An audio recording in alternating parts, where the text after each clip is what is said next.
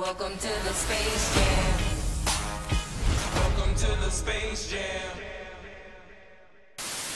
Bonsoir à tous et soyez les bienvenus pour cette nouvelle vidéo critique, voilà une critique numéro 2 parce que si vous me suivez sur les réseaux sociaux, j'ai eu un problème au niveau de l'importation de la première vidéo de ma critique de Space Jam, en espérant que cette fois-ci ceci passe beaucoup mieux.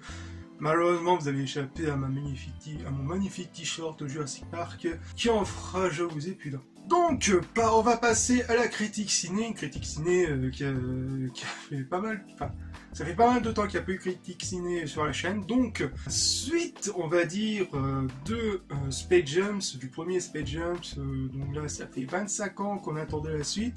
Et franchement, c'est pas vraiment ça en fait. Déjà, par où commencer? C'est vrai que c'est assez compliqué, même dans ma première vidéo, c'était un peu compliqué même en sortant, même après l'avoir vu, c'est assez compliqué de critiquer. Je sais pas où me situer, en fait j'ai passé ni un bon ni un mauvais moment, c'est juste que j'ai pas trouvé ça ouf, même s'il y a quelques bonnes idées.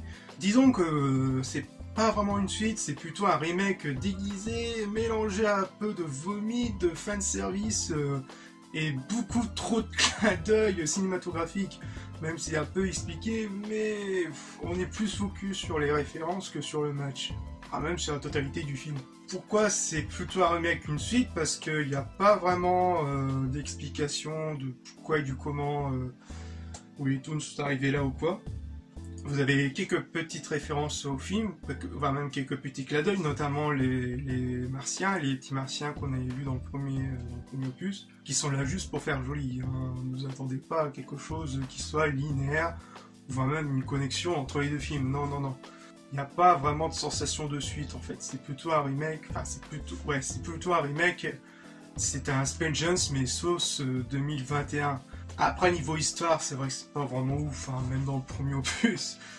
Dans le premier opus, c'était Michael Jordan qui ne croyait plus au basket, etc. Et puis un jour, dès qu'il rencontre les Looney Tunes, c'est plutôt les Looney Tunes qui ont besoin de lui, parce que les Looney Tunes devaient gagner un match de basket contre des aliens.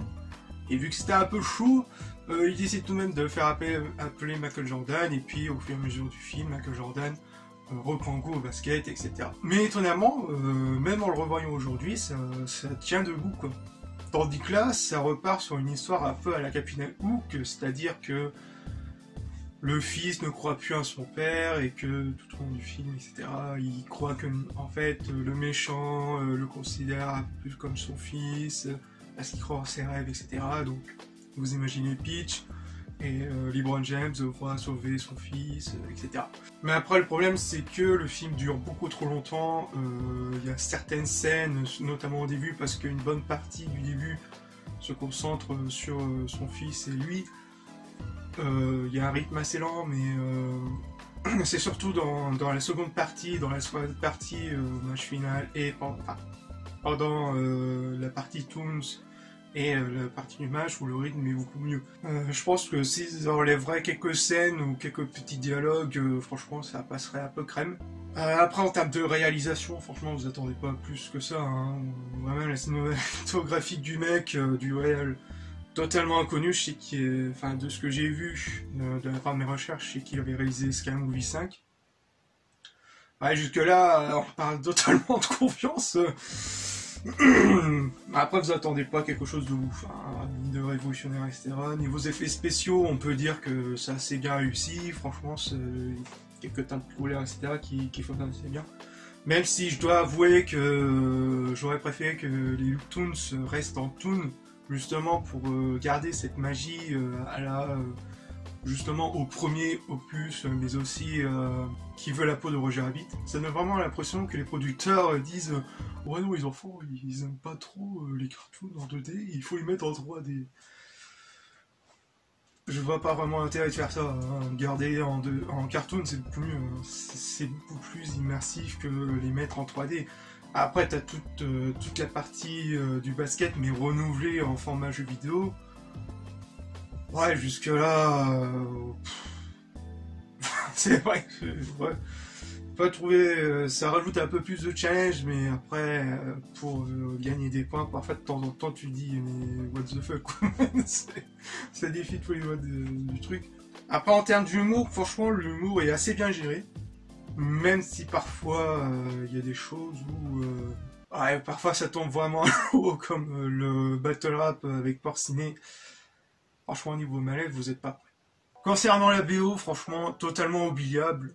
Non, mais je vous dis, c'est totalement oubliable. La BO est un massacre. Vous prenez une bonne partie des classiques de la musique du premier, vous mélangez tout ça avec de la musique du ghetto. Ah, ça passe pas, c'est un massacre. Arrêtez ça, les mecs. Arrêtez ça, s'il vous plaît, s'il vous plaît. On sent aussi que le film essaie de réunir toutes les générations confondues, à la fois les anciens et les nouvelles générations, en attirant certaines licences qui ne sont pas la Warner. Je sais qu'à un moment donné, il y a... Je vais pas trop dire, mais il y a un truc de... Enfin, il y a un dessin animé Netflix assez connu qui débarque comme ça, je sais pas si ça appartient à Warner, etc. Donc ça prête un peu en confusion, on peut dire que c'est juste là, juste pour atterrir les nouvelles générations. Même si je pense qu'une bonne partie des futures générations, on a quelque chose à foutre en fait. Je vois pas l'intérêt de faire ça, et puis en plus il y a beaucoup de références, enfin en plus c'est beaucoup plus noyé dans les références. Même si je pense que si vous avez des gosses, ils vont certainement adorer, quoi. Il n'y a aucun problème. Mais on peut dire, il y a des défauts dans le premier, mais dans le premier, il arrivait tout de même à bien gérer le truc, quoi. Pour conclure, comme je l'ai dit, j'ai passé ni un bon ni un mauvais moment. C'est surtout que le film ne relève pas ce qu'a été le premier, en fait. Franchement, contentez-vous du premier, parce que la suite...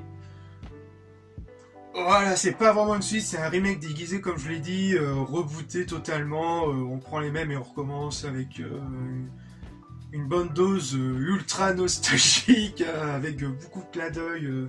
C'est un l'overdose, mais comme pas possible. Même dans What Dear Player One, c'est beaucoup mieux géré en termes de fanservice. Et vous rajoutez aussi avec une petite touche bien salée de la cancel culture, hein. Ah oui, cette bonne vieille cancel culture qui est là pour faire du bien, hein. Oui, c'est gratuit. Si j'ai vraiment un conseil à vous donner, franchement, contentez-vous du premier. Faites découvrir le premier à vos gosses. Après, je laisse libre cours à tous ceux qui veulent découvrir le second opus, mais franchement, accrochez-vous, hein. Dans la globalité du truc, c'est pas ouf. Bref, j'espère que cette critique vous aura plu, et on se retrouve pour de futures vidéos. Peace.